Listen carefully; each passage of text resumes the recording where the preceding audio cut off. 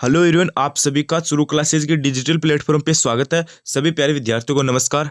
तो आज हम आपके बीच में जो आपकी यूपी पुलिस कांस्टेबल की जो एग्जाम हो रही है उसके लिए जो हिंदी के जो इंपॉर्टेंट क्वेश्चन की जो क्लास है वो आपके बीच में लेकर आ चुके हैं। आप सभी को पता है चुरू क्लासेज पे आपको यूपी पुलिस कांस्टेबल भर्ती परीक्षा के लिए जो इंपॉर्टेंट क्लास है वो डेली प्रोवाइड करवाई जाती है। प्लस में आपको सभी सब्जेक्ट की क्लास प्रोवाइड की जाती है, जैसे रीजनिंग हो गया, हिंदी हो गई, मैथ हो गई और जीके हो गया, ठीक है, और करंट अफेयर हो गया। तो सभी सब्जेक्ट की क्लास मिलती है। इस बार हम आपके बीच में हिंदी के इंपॉर्टेंट क्वेश्चन लेकर आए हैं, वही क्वेश्चन लेकर आए हैं जो आपके एग्जाम में आ सकते हैं। तो मेरा आप सभी से निवेदन है कि अंत तक आपको क्लास को देखना है और अंत में आपको अपनी ईमानदारी से कमेंट करके बताना है कि आपके हिंदी में मैं हम जो इस क्लास में क्वेश्चन करेंगे उनमें से आपके कितने क्वेश्चन सही हुए, ठीक है। वो बात आपको अंत में कमेंट करके बतानी है। अगर आपके 5 क्वेश्चन भी सही होते हैं तो ईमानदारी से कमेंट करके बताना, हमें भी पता चले कि आपकी तैयारी कैसी है। और अगर आपने अभी तक चैनल चुरू क्लासेज को सब्सक्राइब नहीं करके तो मेरा सभी से निवेदन है कि प्लीज आप सभी चैनल चुरू क्लासेज को सब्सक्राइब कर लीजिए। यहाँ पे आपको सभी सब्जेक्ट की क्लास मिलेगी, जैसे आपकी रीजनिंग हो गया, जीके हो गया, मैथ हो गया, हिंदी हो गया, ठीक है। प्लस में आपको करंट अफेयर की इंपॉर्टेंट क्लास डेली मिल रही है और एग्जाम से पहले हम वादे है आपके जितने भी सब्जेक्ट है उन सभी का रिवीजन करवा देंगे। इसलिए आपको करना क्या है, चैनल को सब्सक्राइब कर लेना। तैयारी एकदम आपको हम शानदार करवाएंगे अंतिम दिनों में महामैराथन क्लास के जरिए। तो सब्सक्राइब का बटन दिख रहा है उसको दबा देना। तो चलिए आज की इस क्लास को स्टार्ट कर लेते हैं, ज्यादा कुछ देरी नहीं करेंगे। सबसे पहला क्वेश्चन क्या करें, रात में विचरण करने वाले प्राणी को कहा जाता है। मैंने बोला था इस क्लास में सारे के सारे क्वेश्चन इंपॉर्टेंट है, एकदम अच्छे से देखना। रात में विचरण करने वाले प्राणी को कहा जाता है निरास्कर, सॉरी निशाकर, या फिर दिवाकर, या फिर तमचोर, या फिर निशाचर। क्वेश्चन क्या करे, रात में विचरण करने वाले प्राणी को क्या कहा जाता है। देखो क्वेश्चनों का जो लेवल है ना वो आपका एकदम अच्छा रखा गया है। ऐसा नहीं है कि इजी क्वेश्चन डालेगी, क्वेश्चनों का लेवल एकदम अच्छा है। अगर मैं आपको क्वेश्चन कराता हूँ ना, इनमें से अगर आप 10 भी क्वेश्चन राइट कर देते हो, 10 क्वेश्चन, तो भी मैं आपकी मान सकता हूँ तैयारी है वो एकदम सिलेक्शन वाली है, लेकिन आपको 10 क्वेश्चन राइट करने पड़ेंगे, ठीक है ना। तो यहाँ पे क्या है कि रात में विचरण करने वाले प्राणी को कहा जाता है निशाकर, दिवाकर, तमचोर, या फिर निशाचर। तो इसमें आपका हो जाएगा निशाचर, ऑप्शन नंबर डी राइट हो जाएगा, ठीक है। देखो विद्यार्थियों, आज की जो हमारी हिंदी क्लास है इसमें क्वेश्चनों का लेवल एकदम अच्छा रखा गया है, इसलिए आपको कम से कम 10 क्वेश्चन तो राइट करने ही पड़ेंगे। अगर आप 10 क्वेश्चन राइट कर देते हो ना तो मैं मान सकता हूँ आपकी तैयारी एकदम अच्छी चल रही है, ठीक है। और साथ में आपको कॉपी पेन लेकर बैठ जाना है और साथ में आपको काउंट करते रहना है और अंत में कमेंट करना है। ईमानदारी से कमेंट करना, ठीक है। झूठ कमेंट मत करना कि मेरे इतने हो गए, ईमानदारी से कमेंट करना कि सर जी इतने हुए हैं। उसके बाद क्वेश्चन क्या करें, जो खाने योग्य न हो उसे क्या कहते हैं। अखाद्य कहते हैं, पथ्य कहते हैं, अपाच्य कहते हैं, अलभ्य कहते हैं। तो जो खाने योग्य नहीं है उसे क्या कहते हैं बताओ। ये भी एक क्या इंपॉर्टेंट क्वेश्चन, आपका लेवल का क्वेश्चन है। तो इसमें आपका हो जाएगा अखाद्य, ठीक है, ऑप्शन नंबर ए। अगला प्रश्न देखो, अगला प्रश्न क्या करें, जिसके पास घर ना हो उसे कहते हैं ग्रही, अनिकेत, अभिषेक, अकिचन।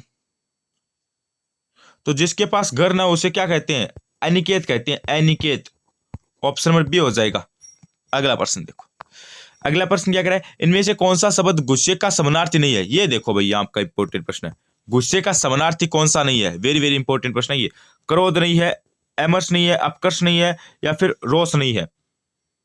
देखो गुस्से का समानार्थी क्रोध है, अमर्ष है, रोष भी है, अपकर्ष ये आपका कोई गुस्से का क्या है, समानार्थी नहीं है, समानार्थी नहीं है, ध्यान रखना, ठीक है, समानार्थी नहीं है।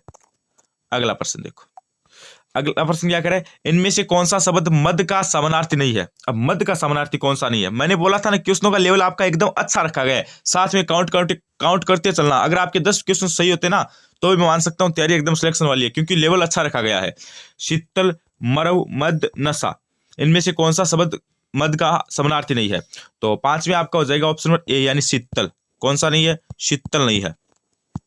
अगला प्रश्न देखो, अगला प्रश्न क्या करें, जिन भाववाचक संज्ञाओं के अंत में हट होता है उनका लिंग होता है। ये बताओ भाई, ये थोड़ा सा इंपॉर्टेंट प्रश्न है भाई, इस पे स्टाल कर लेना। क्वेश्चन क्या करे, ध्यान से पढ़ो। जिन भाववाचक संज्ञाओं के अंत में हट होता है उनका लिंग क्या होता है। पुल्लिंग होता है, स्त्रीलिंग होता है, नपुंसकलिंग होता है, या फिर उभयलिंग होता है।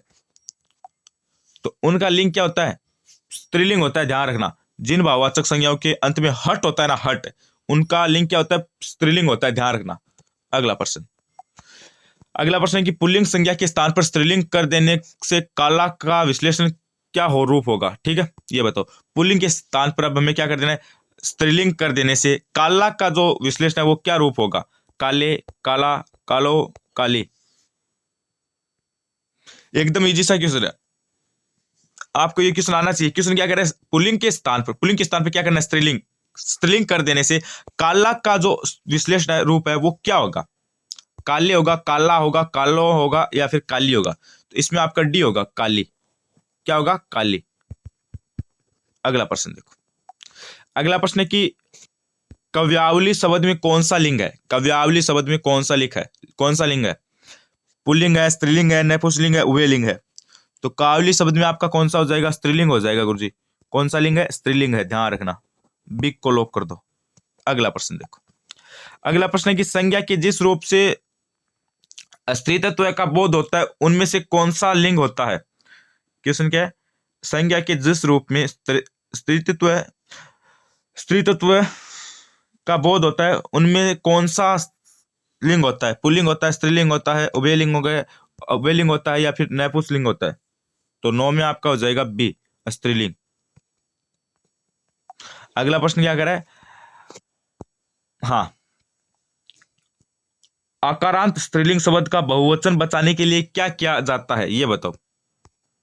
आकारांत स्त्रीलिंग शब्द का बहुवचन बचाने के लिए क्या किया जाता है? अंत्य स्वर के बदले ओ कर देते हैं, अंत्य स्वर के बदले आई कर देते हैं, अंत्य स्वर के बदले ए कर देते हैं, अंत्य स्वर के बदले आई कर देते हैं। तो इसमें आपका हो जाएगा सी, अंत्य स्वर के बदले ए कर देते हैं। ठीक है, अगला प्रश्न देखो। अगला प्रश्न आपका क्या कह रहा है? उर्दू शब्द का सौदा बहुवचन में क्या रूप होता है? उर्दू शब्द का बहुवचन में क्या रूप होता है? देखो, मैंने बोला था क्वेश्चन एकदम एक आपके लेवल के डाले गए, एकदम अच्छे से देखना। उर्दू शब्द का सौदा बहुवचन का रूप क्या होता है? उनका क्वेश्चन को ध्यान से पढ़ लेना। उर्दू शब्द सौदा का बहुवचन रूप क्या होता है? उसका रूप परिवर्तन हो जाता है, उसके रूप में कोई परिवर्तन नहीं होता है। बहुवचन में उसका विकल्प प्रयोग किया जाता है, बहुवचन में उसका विकल्प प्रयोग किया जाता है या फिर उसके अंत में गर लगा देते हैं। तो 11 में आपका हो जाएगा बी, उसके रूप में कोई परिवर्तन नहीं होता है। उर्दू शब्द सौदा का बहुवचन क्या रूप है होता है? तो उसके रूप में कोई परिवर्तन नहीं होता है। अगला प्रश्न देखो। अगला प्रश्न है कि हिंदी में मैं का बहुवचन है, ये बताओ। हिंदी में मैं का बहुवचन है, ये आपका इंपॉर्टेंट क्वेश्चन है भाई। हिंदी में मैं का बहुवचन है। हम है, हम दोनों है, हम सब है, हम लोग है, मैं। तो इसमें आपका हो जाएगा हम। क्या हो जाएगा? हिंदी में मैं का क्या हो जाएगा? हम। अगला प्रश्न। अगला है कि निम्नलिखित में से कौन सा कथन अशुद्ध है? ये देखो तो भाई। ठीक है, ये क्या है? आपका इंपॉर्टेंट क्वेश्चन है, स्टार लगा लेना। निम्नलिखित में से कौन सा कथन अशुद्ध है बताओ। कुछ शब्द भावना के कारण बहुधा बहुवचन में ही आते हैं, या फिर व्यक्तिवाचक आक्रांत पुल्लिंग संज्ञानों का रूप बहुवचन में बदल जाते हैं, या फिर कुछ अरबी बहुवचन शब्दों का प्रयोग हिंदी में एक वचन में होता है। बूढ़िया का बहुवचन में बूढ़िए रूप अशुद्ध है। तो 13 में अशुद्ध बात कौन सी है? अशुद्ध कथन कौन सा है? अशुद्ध कथन आपका है व्यक्तिवाचक आक्रांत पुल्लिंग संज्ञाओं का रूप बहुवचन में बदल जाता है। ये गलत है भैया, आपका क्या असंगत है। ठीक है, या फिर अशुद्ध है। और ए, सी और डी ये तीनों क्या? ये शुद्ध है। अगला प्रश्न देखो। अगला प्रश्न क्या है? चरण कमल बंदो हरि राय, इस कथन पंक्ति में कौन सा अलंकार है? ये बताओ भाई। चरण कमल बंदो हरिराय, इस काव्य पंक्ति में कौन सा अलंकार है? उपमा है, रूपक है, श्लेष है, उत्प्रेक्षा है? कौन सा अलंकार है? इसमें आपका रूपक अलंकार है। रूपक। कौन सा अलंकार है? रूपक अलंकार। ऑप्शन नंबर बी राइट हो जाएगा।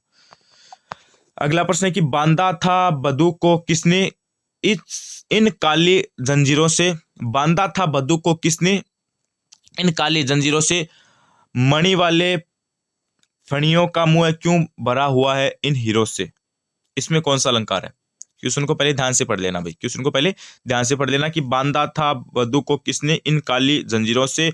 मणि वाले फणियों का मुंह क्यों भरा इन हीरो से? अनुप्रास है, श्लेष है, यमक है, अति योक्ति है? तो कौन सा अलंकार है? अरे इसमें कौन सा अलंकार है? इसमें आपका हो जाएगा अतिशयोक्ति अलंकार। अगला प्रश्न देखो। अगला है कि इनमें से कौन सा कथन पूरी तरह से तत्पुरुष समास से संबंधित है? ये देखो इंपॉर्टेंट प्रश्न है, इस पे स्टार लगा लेना। इस पे क्या कर लेना? स्टार लगा लेना। थोड़ा सा अच्छा आपका एकदम लेवल का क्वेश्चन है कि इनमें से कौन सा कथन पूरी तरह तत्पुरुष समास से संबंधित है? ये बताओ। इनमें पूर्व पद प्रधान होता है, इनमें पूर्व पद संख्यावाची होता है, इनमें प्राय उत्तर पद प्रधान होता है, इनमें पूर्व पद अवयव होता है। यानी कौन सा संबंधित है तत्पुरुष समास से? इनमें पूर्व पद प्रधान होता है, गलत है। इनमें पूर्व पद संख्या वाली च होता है, गलत है। इनमें पूर्व पद सबसे इसमें पूर्व पद या फिर इनमें पूर्व पद अव्यय होता है, ये भी गलत है। इनमें प्राय उत्तर पद प्रधान होता है, ये आपका सही है। संबंधित कौन सा हो जाएगा? ऑप्शन नंबर सी हो जाएगा, ठीक है, सी। अगला प्रश्न देखो। अगला है कि जिस सामाजिक शब्द में पूर्व पद और उत्तर पद गौण होते हैं और कोई तीसरा पद प्रधान होता है तो वह कौन सा समास होता है? ये इंपॉर्टेंट प्रश्न है भाई, कि जिस सामाजिक सामासिक पद शब्द में पूर्व पद और उत्तर पद गौण होते हैं और कोई तीसरा पद प्रधान होता है तो वह कौन सा समास होता है? भव्य होता है, कर्मधारय होता है, तत्पुरुष होता है या फिर द्वंद्व होता है? कौन सा समास होता है? तो इसमें आपका हो जाएगा ऑप्शन नंबर ए, भव्य समास होता है, ठीक है। अगला प्रश्न देखो। अगला प्रश्न क्या कह रहा है? अनुरूप में कौन सा समास है? अनुरूप में कौन सा समास है? तत्पुरुष है, भव्य है, कर्मधारय है, अव्यय भाव है। अनुरूप में इंपॉर्टेंट है ये आपका। अनुरूप में आपका देखो तत्पुरुष नहीं होगा, भव्य भी नहीं होगा, कर्मधारय भी नहीं होगा, तो यहाँ पे आपका हो जाएगा अव्यय भाव। कौन सा समास हो जाएगा? अव्यय भाव समास है। अगला प्रश्न देखो। अगला कि यथोचित का सही संधि विच्छेद होगा। यथोचित का सही संधि विच्छेद होगा। यथो प्लस उचित, यथा प्लस उ प्लस चित, यथा प्लस उचित, यथा प्लस उचित। तो इसका आपका सही संधि विच्छेद क्या होगा? यथोचित का आपका क्या होगा? इसमें आपका होगा यथोचित का कैसे होगा?